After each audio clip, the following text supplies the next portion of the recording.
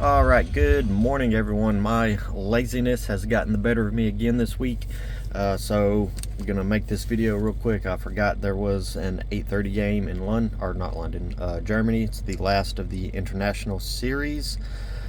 I did not make a video for the recap of Monday night or Thursday night football. I did have the Bears picked to beat the Panthers. I'm not saying that because they won.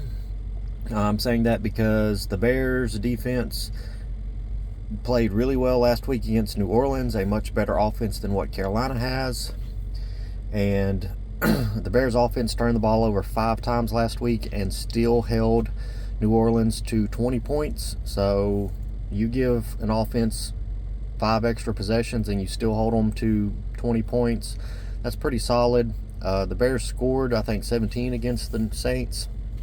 So I just felt like they were going to be a better team, and I felt like they were the better team. Both of these teams are not good by any means. And essentially, the loser of this was going to have a high chance of having the number 1 pick. And I say that it really didn't matter who won or lost because Chicago has their first round pick and Carolina's first round pick. So really, no matter which way the game went, it was Chicago's first round pick to get. So but I did have Chicago picked to win. They pulled it out. Both teams scored a touchdown and then field goals the rest of the way. Carolina tried a 60-yarder close to the 2-minute warning when they were clearly outside of their kicker's range. Very dumb decision. It was 4th and 10 though, so they weren't confident they could get the first down. So they kicked the field goal and lost the game on a missed field goal. The Monday Night Football game, the Chargers were able to run the ball effectively on the Jets. They did not throw the ball well. Herbert did not throw the ball well at all against the Jets defense. But Zach Wilson and the offense just weren't able to get anything sustained, and the Chargers ran away with it. Which is a big hit to their playoff chances, but they're still have some hopes. And if there are playoff hopes, we could see Aaron Rodgers return later this season with his rehab, his Achilles recovery. So hopefully the Jets can pull off some wins, get in a position to get a wild card, and hopefully we can see Aaron Rodgers play some football this year. News-wise, wasn't a whole lot of big news going around in the NFL this week. A lot of talk about Bill Belichick possibly getting fired, especially if they lose this week in Germany. And that, I feel like that's a real possibility. I believe they're going into their bye week after this game. And if that is the case, I could be wrong on the bye week part. Don't quote me on that. I've not looked. But if they are going into the bye week, you could see a coaching change coming into the bye, so that they've got a week to get an interim head coach in position, and then with the players having the week off, and then next week getting things going. So that'll be something to keep an eye on, depending on how today's game goes. The obnoxious and idiotic Dallas Cowboy fans have been on one this week because Dallas signed Martavis Bryant, who has not played in the NFL since 2018. They signed him to their practice squad. He's been suspended quite a long time due to failed drug tests for marijuana. Now the NFL does not, I don't think they suspend for marijuana now, although I do believe it's still a banned substance. I'm not sure how they go about that, but it is what it is. He played 1 season with the XFL, I think in 20 or 21. I'm not sure when he played, or it might have been last year, but didn't really have any numbers in the XFL. Was not good in the XFL, but they signed him to his practice squad, and Cowboys fans think he's going to be a difference maker, that he's going to put them over the top to win the Super Bowl. And it's ironic that they're saying this because they're saying he's a speedster. He's gonna stretch a defense. He's gonna be their deep threat. And everything that I've heard them say about Martavis Bryant are the exact same things I heard them say about Brandon Cooks. And Brandon Cooks has like 200 receiving yards on the season halfway through the year. And so, I mean, it's just extremely ironic that they're saying the exact same things about Martavis Bryant that they were saying about Brandon Cooks, and Brandon Cooks has not panned out. This is typical Cowboy fan behavior. As much as I don't want to sound like Stephen A. Smith, I'm going to have to sound like him like this, because this is what Cowboys fans do. Jerry will sign an aged player. I mean, Martavis Bryant's 31, and most of the time wide receivers are not the same wide receiver once they hit 30. So I know this dude hasn't played, and I think that's even worse because he has not been in NFL game speed shape for 5 years. He hasn't played since 2018. XFL game speed is not the same as NFL game speed. Just like college game speed is not the same as NFL game speed. So he's not in game shape. He has not been in game shape in 5 years. Now he's over 30, and it's like, will he even get there and make much of a difference? Probably not. But you can't tell Cowboys fans that. So, and this is another typical Jerry Jones move. He's made quite the history over the last several years of signing multiple players past their prime and getting little to nothing out of them. So, yeah. So anyway, not a whole lot that went on in the NFL news this week. I did see Michael Thomas got arrested for assaulting like a carpenter or something. I'm not sure what exactly went on, but his career has taken quite the downturn from being a early sensation. So we'll keep an eye on that. But we'll jump into these games. The early game is the Germany game. It is New England and Indianapolis. I have Indianapolis picked to win. New England I still think Belichick's a great coach, and I don't think he's a bad general manager. I think that he has had his struggles, and he's had a lot of misses on players he's picked over recent years. I think he needs, if he's going to be a general manager, I think he needs to be like a co-general manager, and he needs someone else to bounce ideas off of and someone else to have some say-so in some things, not just solely him. But as a head coach, I still think he's the best head coach in the league. It's just, since Tom Brady left, the offense has had nothing to work with. Mac Jones was not the replacement. He's not been good. And I would say the same thing about Andy Reid. If Patrick Mahomes left and Andy Reid was forced to deal with Mac Jones, you would see similar effect. So maybe not quite to the extent, because Belichick is a defensive coach, whereas Reid is an offensive coach. So you may see a little bit more success out of Mac Jones if it were with Andy Reid. But all that being said, I think Indianapolis wins, and as much as I would hate it, I do think if New England's going into a bye week next week, I think Bill Belichick is replaced. Starting with the noon games, we have Green Bay on the road at Pittsburgh. You can see I'm in my Lambeau Field gear. But unfortunately, I don't think Green Bay wins this game. Jaire Alexander's back on the injury report with his back. I don't know if he's playing or not.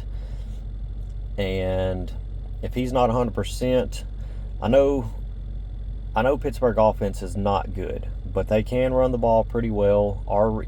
Our weakness is run defense. So if they start running the ball on us, they're going to eat us up. And I think with TJ Watt and his ability to get to the quarterback,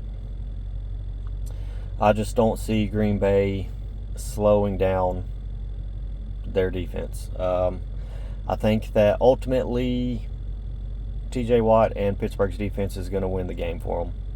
I think this is going to be the game that Pittsburgh outgains their opponent. So far, every game this year, their opponent has outgained them, but I don't see it happening today. And I hate to say that about my team, but that's where we're at. So I got Pittsburgh winning. Next, we have Houston on the road against Cincinnati. C.J. Stroud coming off a great game last week.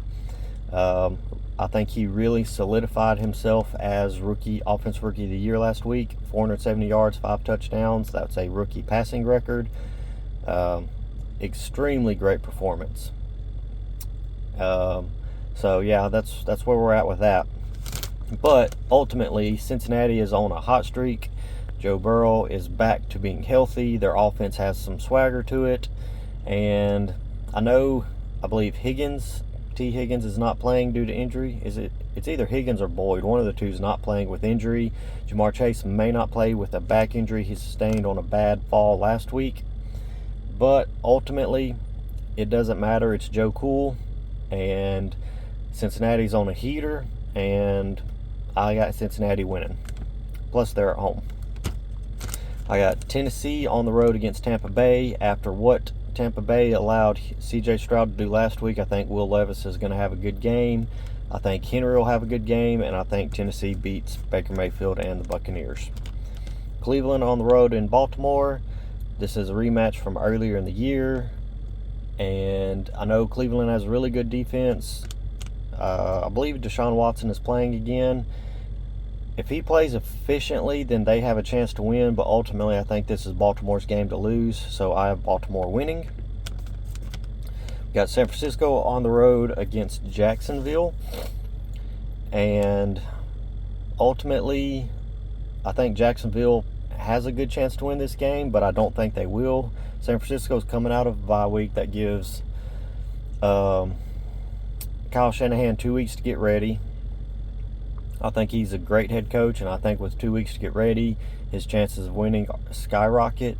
Plus, they're coming off of a bye. Plus, they're coming off 3 straight losses. So, I don't see San Francisco losing 4 straight. I don't see them coming out of a bye losing. And I know Jacksonville's been hot. They're on the longest win streak in the league. I think that ends today. San Francisco wins. New Orleans on the road in Minnesota. I know Minnesota is playing with backup quarterback. Josh Dobbs came in, played great last week against Atlanta with a full week of practice. I think Minnesota wins the game. I don't see New Orleans winning. Plus, again, I don't know if Michael Thomas is playing or not. I don't think he's going to. I mean, I say that he hasn't been suspended or anything yet, and I haven't heard that he's been put on like the exempt list or whatever they want to call it. But I don't see New Orleans winning. I think Minnesota wins that game. Atlanta on the road against Arizona. This is Kyler Murray's return game, and I don't think he's going to play great, but I think he plays good enough for them to beat Atlanta. I think Atlanta goes down, Arizona wins, which boosts Chicago's chance of having the number 1 pick because it essentially puts Carolina getting the number 1 pick, and Chicago has their number 1 pick. We have Detroit on the road against the LA Chargers. LA Chargers defense is terrible. It's one of the worst defenses in the league. Detroit's offense has been great. They're getting David Montgomery back, and he's supposed to split carries with Jermaine Gibbs. And I think Detroit's offense rolls through the Chargers. Chargers lose, and Detroit wins big. We have the New York Giants on the road against the Dallas Cowboys. This is a rematch from the Week 1 40-0 blowout. The spread to this game is 17.5 points. Really the biggest NFL spread I remember seeing in my life. And I think Dallas wins. You've got a backup. I think you actually have the third-string quarterback starting for the Giants. Their tight end is out, Darren Waller. Their only offensive weapon that is really capable of doing much is Saquon, and he's not going to do much against Dallas's defense. Dallas's offense has been good, especially against bad opponents. They played good against the Giants week 1. They played good against New England. They played good against the Jets when they got a lead. They played good against a bad Rams team. I mean, they really played good against Philly's defense last week. So I do not see Dallas. I know Dallas is known for tripping up and losing a game they shouldn't every year. I don't think this is that game. In my opinion, if Dallas is going to trip up and lose a game they shouldn't, and I'm not going to count the Arizona game because Arizona has played really well against Dallas in recent years and beat them several times, multiple times for sure. If Dallas is going to slip up and lose a game they shouldn't, it's going to be one of the 2 games against Washington. That's my opinion. I think because they play Washington on Thanksgiving the week before they play Philly again, and that's a game that they're likely to lose because they're looking ahead and not at what's in front of them. But Dallas wins today. Speaking of Washington, they are on the road in Seattle. I think Seattle bounces back from the bad loss to Baltimore last week, and I think they will beat Washington. Although I think Washington will play them close and give them a tough game. I just don't think Washington is there. For the night game, we have the New York Jets on the road against the Las Vegas Raiders. This is interim head coach Antonio Pierce's second game. I've seen statistics that interim head coaches have an extremely high win percentage week 1 of their tenure and an extremely low win percentage week 2. I do not think the Raiders fall into that trap. I think Antonio Pierce, being a former player, having been an underdog in the playoffs and in the Super Bowl and winning, I think he has that mindset of being an underdog and being scrappy and going out and challenging anybody and knowing he's capable of beating anybody. And I think he's instilling that in the team. I think the team plays well. I think the Raiders win, dashing even more so some of the Jets' playoff hopes that I mentioned earlier, dashing the chance of us seeing Aaron Rodgers again this year. And the Monday night game, we have Denver on the road in Buffalo. This is a good chance for Buffalo to bounce back from a bad loss to the Bengals last week.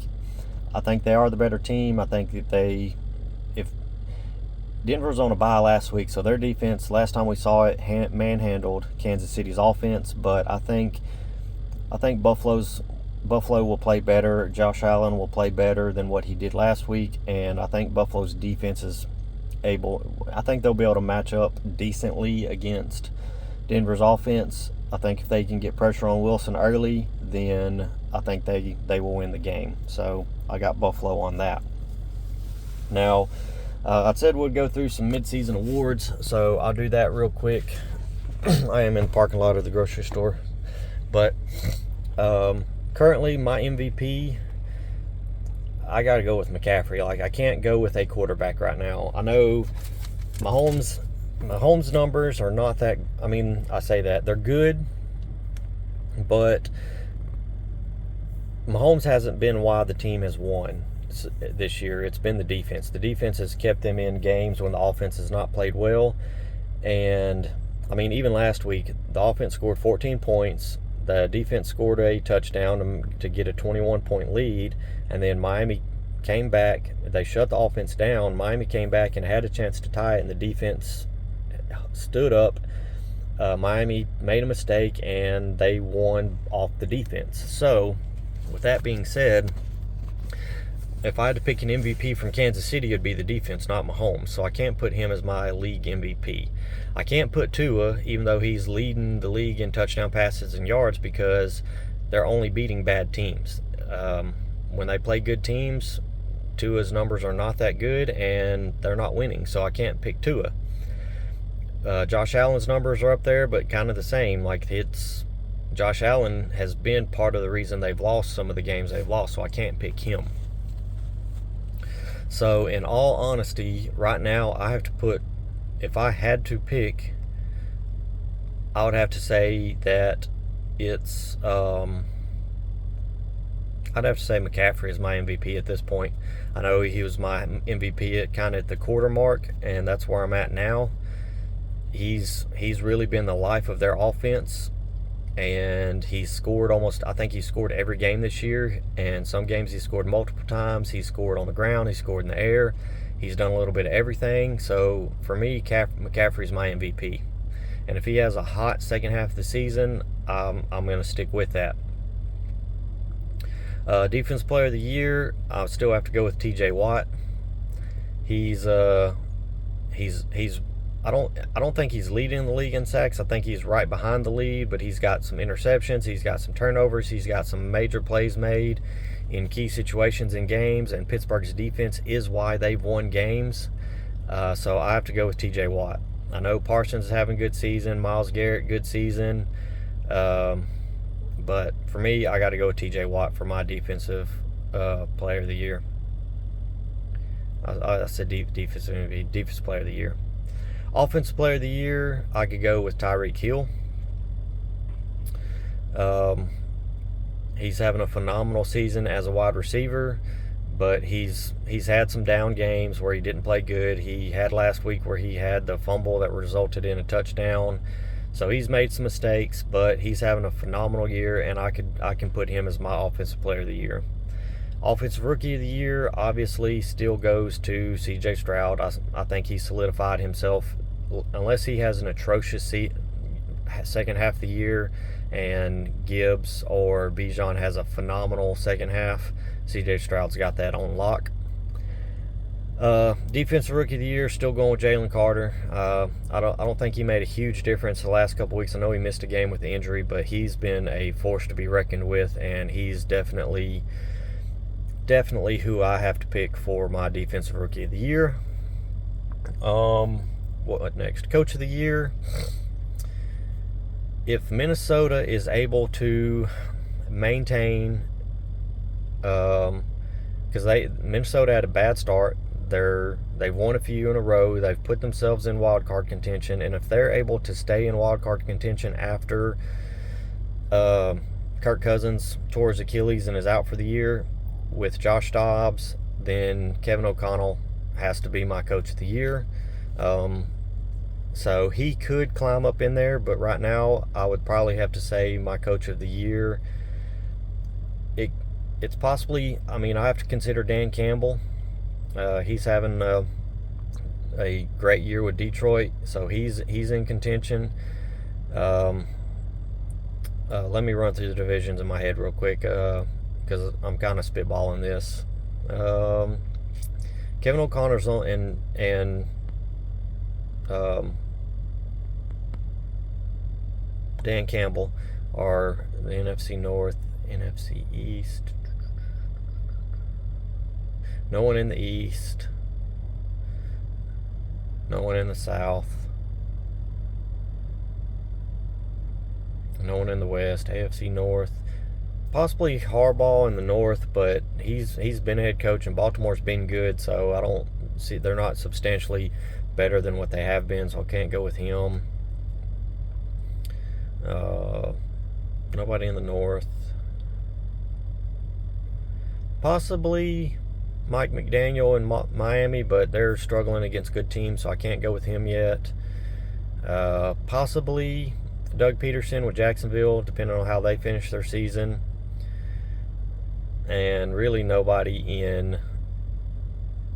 I could go possibly with Antonio Pierce if the Raiders have if they go the second half of the season with like one loss, then I could go with him. But kind of right now, I would have to go with Dan Campbell currently, and then Kevin O'Connell with a great chance of taking over.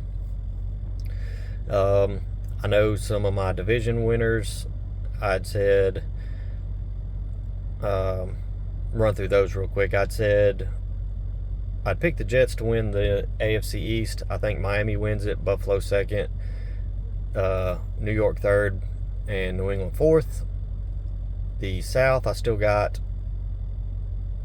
Jacksonville winning, but I do have Houston in second now, Tennessee third, Indianapolis fourth, Kansas City first in the West, Chargers second, and I think I had Denver third and Vegas fourth. I'll leave that the same. AFC North, I think I'm gonna have. I think my on the quarter mark I had Baltimore, Cincinnati, Cleveland, Pittsburgh. I think I'm going to stick with that for now, although I do think Cincinnati's on a hot streak and can overtake it because they will play Baltimore again, I think, next week. So at the three-quarter mark, we could have Cincinnati in the lead there. Moving over to the NFC, the North, I still got the Lions, Vikings second, Green Bay third, Chicago fourth. The East, I have Philly winning, Dallas second, Washington third, New York fourth. The South, I got currently have New Orleans winning it, Tampa Bay second, Atlanta third, Carolina fourth. And the West, I've got San Francisco winning, Seattle second, Rams third, Arizona fourth. And my current playoff teams, I still have for the AFC, I'm still keeping Kansas City first, Jacksonville second, just due to their schedule, Baltimore third, and Miami fourth. And then wild card teams will be